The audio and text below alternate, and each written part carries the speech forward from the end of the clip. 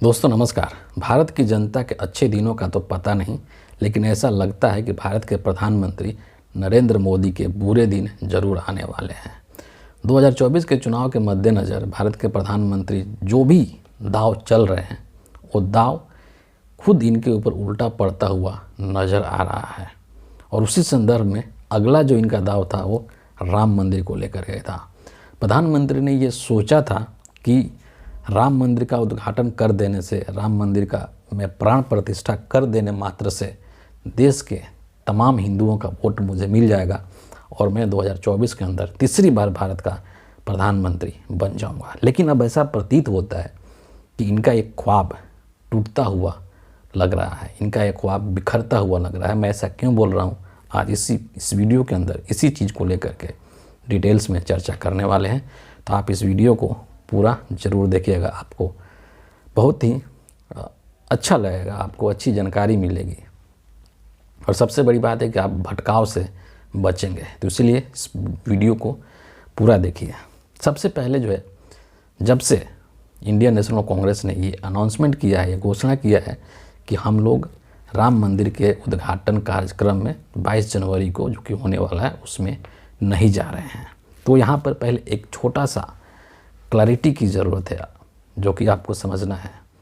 अपने स्टेटमेंट में कांग्रेस ने ये कहा है कि जो धर्म है वो लोगों का एक निजी मुद्दा है, आस्था है, और इस धार्मिक विश्वास का जिस तरीके से नरेंद्र मोदी ने राजनीतिकरण किया है हम उसका विरोध करते हैं। और राम मंदिर का जो उद्घाटन है वो एक धार्मिक मुद्दा न होकर के बल्कि नरेंद्र मोदी का, आरएसएस का, बीजेपी का एक पॉलिटिकल इवेंट हो गया है। और राम मंदिर के इस पूरे मुद्दे को इन लोगों ने एक राजनीतिक परियोजना बना रखा है और इसीलिए हम बीजेपी के, आरएसएस के, नरेंद्र मोदी के इस पॉलिटिकल इवेंट में नहीं जाएंगे। ऐसा नहीं है कि हम अयोध्या नहीं जाएंगे या राम मंदिर नहीं जाएंगे। तो इस चीज़ को आपको क्लियर रखना है।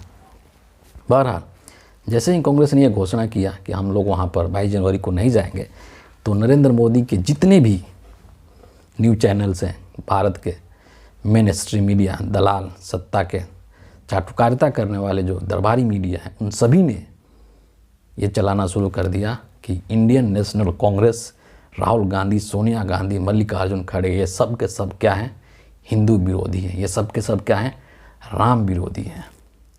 लेकिन इसी के समानांतर एक बहुत बड़ा प्रश्न है। आपको ये भी पता है कि देश के जो प्रमुख शंकराचार्य हैं 4, उनमें से कोई भी राम मंदिर के इस उद्घाटन कार्यक्रम में नहीं जा रहे हैं। तो यहीं पर सबसे बड़ा सवाल है कि जो गोदी मीडिया, जो दरबारी मीडिया कांग्रेस को हिंदू विरोधी और राम विरोधी बता रही है, वही गोदी मीडिया इन शंकराचार्यों के बारे में ये क्यों नहीं बोल रही है कि ये भारत के जो शंकराचार्य हैं ये राम विरोधी हैं, ये हिंदू विरोधी हैं। और इस चीज़ को लेकर के ये अपने टीवी चैनल्स पर डिबेट क्यों नहीं कर रही हैं, ये खबर क्यों नहीं कर रही हैं कि ये शंकराचार्य क्यों नहीं राम मंदिर के उद्घाटन में जा रहे हैं। क्या इनको आपत्ति है? दम है तो ये करके दिखाओ, फिर माने। तो ये दोहरा मानदंड क्यों, ये डबल स्टैंडर्ड क्यों? एक तरफ तुम कांग्रेस को विलेन बना रहे हो और दूसरी तरफ जो मुद्दा है उसके ऊपर तुम चर्चा ही नहीं कर रहे हो। अगर राम मंदिर के उद्घाटन कार्यक्रम में नहीं जाने से कांग्रेस अगर हिंदू विरोधी हो गई, राम विरोधी हो गई, तो उस कार्यक्रम में नहीं जाने से शंकराचार्य भी हिंदू विरोधी हो गए और राम विरोधी हो गए। तुम इनके बारे में क्यों नहीं बोल रहे हो? इनका आप शातिर चाल समझने की कोशिश कीजिए। और मैं आपको ये जो शंकराचार्य हैं इनके बारे में थोड़ा ज़रूर बताना चाहूँगा, क्योंकि जिस तरीके के भ्रामक चीज़ें फैलाई जा रही है गोदी मीडिया के द्वारा या फिर बीजेपी के पूरा प्रचार तंत्र के द्वारा, बीजेपी के आईटी सेल के द्वारा, तो ऐसी स्थिति में आपको ये जानना बहुत ज़रूरी है कि इन शंकराचार्यों का क्या महत्व है हिंदू धर्म के अंदर। सबसे पहले मैं आपको बता दूं कि ये जो शंकराचार्य होते हैं, मान्यताओं के मुताबिक शंकराचार्य हिंदू धर्म में सर्वोच्च धर्म गुरु का पद है। मतलब सबसे ऊंचा जो पद है धर्म गुरुओं का हिंदू धर्म में, वो इन शंकराचार्यों का होता है। हिंदू धर्म में शंकराचार्यों को सम्मान और आस्था की नज़र से देखा जाता रहा है। आदि शंकराचार्य को हिंदू धर्म की दार्शनिक व्याख्या के लिए भी जाना जाता रहा है। मतलब हिंदू धर्म की व्याख्या करना तो उसके लिए इन शंकराचार्यों को इन शंकराचार्यों का वो काम है कि हिंदू धर्म की व्याख्या करें या उसके जो भी चीज़ें हैं उसको जनता के समक्ष रखें। अब देखिए कि आदि शंकराचार्य ने हिंदू धर्म के प्रचार प्रसार के लिए 4 मठों की स्थापना की थी, चारों दिशाओं में, उत्तर, दक्षिण, पूर्व और पश्चिम। और इनका काम था कि हिंदू धर्म का प्रचार प्रसार करें, धर्म सम्मत, शास्त्र सम्मत चीज़ों को आगे बढ़ाएं, लोगों को बताएं। ये इनका शंकराचार्यों का काम है। ये 4 जो मठ हैं चारों दिशाओं में, आपको मैं बता देता हूँ। सबसे पहले श्रृंगेरी मठ है, रामेश्वरम तमिलनाडु में है, और इसके जो प्रमुख हैं वो शंकराचार्य भारती तीर्थ महाराज हैं। दूसरा गोवर्धन मठ पुरी उड़ीसा में है, और इसके जो प्रमुख है वो शंकराचार्य निश्चलानंद सरस्वती जी महाराज हैं। तीसरा शारदा मठ है जो कि द्वारका गुजरात में है, और इसके प्रमुख शंकराचार्य सदानंद जी महाराज हैं। और चौथे ज्योतिर्मठ बद्रिका उत्तराखंड में है, जिसके प्रमुख शंकराचार्य अभी मुक्तेश्वरनंद महाराज जी हैं। तो ये भारत के 4 प्रमुख शंकराचार्य हैं, और इनका काम ही यही है कि हिंदू धर्म की व्याख्या करना। हिंदू धर्म का सर्वोच्च धार्मिक पद है ये। और इन चारों शंकराचार्यों ने ये डिसाइड किया है, ये निर्णय किया है कि हम लोग 22 जनवरी को जो अयोध्या के अंदर राम मंदिर का उद्घाटन होना है, जो प्राण प्रतिष्ठा का कार्यक्रम होना है, उसमें हम लोग नहीं जाएंगे। और दोनों का जो कारण है वो एक है, मतलब कि इन शंकराचार्यों के नहीं जाने का जो कारण है और जो इंडियन नेशनल कांग्रेस के नहीं जाने का कारण है, दोनों एक है। क्योंकि दोनों का ये मानना है कि जो राम मंदिर का जो पूरा निर्माण कार्य है वो अभी पूरा नहीं हुआ है, और शंकराचार्यों का यह कहना है कि अधूरे निर्मित मंदिर के अंदर प्राण प्रतिष्ठा नहीं होना चाहिए। ये हिंदू धर्म के परंपरा के खिलाफ है, शास्त्र के परंपरा के खिलाफ है, शास्त्र सम्मत नहीं है। और कांग्रेस भी तो यही कह रही है।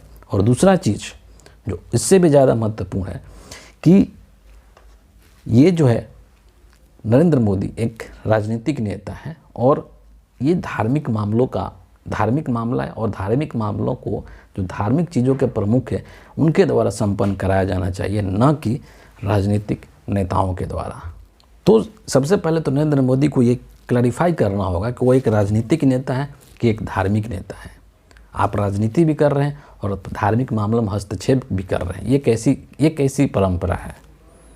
जो राजनीतिक क्षेत्र के लोग हैं वो राजनीति में काम करें, जो धार्मिक क्षेत्र के प्रमुख हैं वो धार्मिक काम करेंगे। क्या ये शंकराचार्य कभी संसद भवन में बैठ करके आपके पॉलिसी मेकिंग में हस्तक्षेप करते हैं? नहीं करते हैं। तो फिर आप इनके धार्मिक मामलों में हस्तक्षेप करने वाले कौन होते हैं? आपका कोई अधिकार नहीं है। लेकिन समस्या है कि क्रेडिट लेने का। और संतों ने ये साफ साफ कहा है कि ऐसी अभी कोई इतनी हड़बड़ी वाली कोई बात ही नहीं है। लेकिन नरेंद्र मोदी के लिए तो हड़बड़ी वाली बात है, क्योंकि इनको 2024 का चुनाव लड़ना है, और पूरा का पूरा चुनाव जो वो राम मंदिर के ऊपर टिका हुआ है कि हम राम मंदिर का उद्घाटन करा करके और सारा वोट ले लेंगे और जीत जाएंगे 2024 का चुनाव।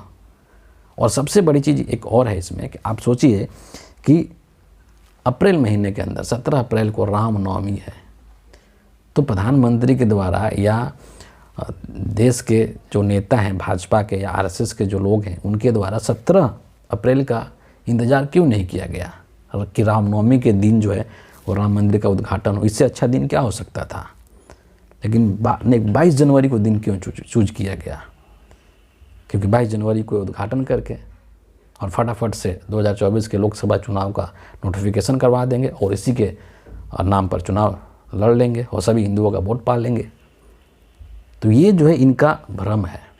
क्यों? क्योंकि जिस तरीके की एक रिपोर्ट ऐसी निकल करके आ रही है कि ऐसा हो सकता है कि 22 जनवरी के बाद में कांग्रेस पार्टी अयोध्या जाए अपने नेताओं के साथ, और उनके साथ में हो सकता है कि ये जो शंकराचार्य हैं 4 के 4 ये भी जाएंगे। तो आप सोचिए कि क्या मैसेज जाएगा। और इस राम मंदिर के मुद्दे को लेकर के नरेंद्र मोदी पूरी तरह से एक्सपोज हो चुके हैं। ये हर किसी को ये चीज़ अब समझ में आ गया है कि किस तरीके से राम मंदिर के नाम पर नरेंद्र मोदी वोट पाना चाहते हैं। किस तरीके से राम के मुद्दे को, राम के धार्मिक मुद्दे को इन्होंने राजनीतिकरण में बदल दिया है और उसके माध्यम से ही चुनाव लड़ना चाहते हैं, क्योंकि इनके पास और कोई दूसरा बिंदु ही नहीं है और कोई दूसरा मुद्दा ही नहीं है जिसके आधार पर ये चुनाव लड़ सकें। देश के अंदर इतनी महंगाई है, आम आदमी त्रस्त है महंगाई से, बेरोजगारी चरम पर है, अर्थव्यवस्था लड़खड़ा रही है, लेकिन कोई फर्क नहीं पड़ता है देश के प्रधानमंत्री को। इनको लगता है कि सिर्फ धर्म की चटनी चढ़ा दो, सब लोग धर्म में मस्त हो जाएंगे, सभी हिंदुओं का वोट मिल जाएगा। लेकिन ऐसा लगता है कि नरेंद्र मोदी का ये जो सपना है ये चकनाचूर होने वाला है, ये टूटने वाला है।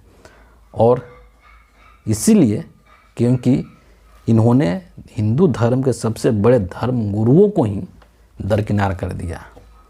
मतलब अपने राजनीतिक लाभ के लिए सोचिए कि जो हिंदू धर्म के सर्वोच्च और श्रेष्ठ व्याख्याता हैं उन्हीं को दरकिनार कर दिया और सारा का सारा क्रेडिट खुद लेने के चक्कर में पड़ गए हैं। तो ऐसे कैसे चलेगा। और शंकराचार्य निश्चलानंद सरस्वती ने तो यहाँ तक कह दिया कि सब काम अगर मोदी जी करेंगे तो हम वहाँ जाकर के ताली बजाएंगे।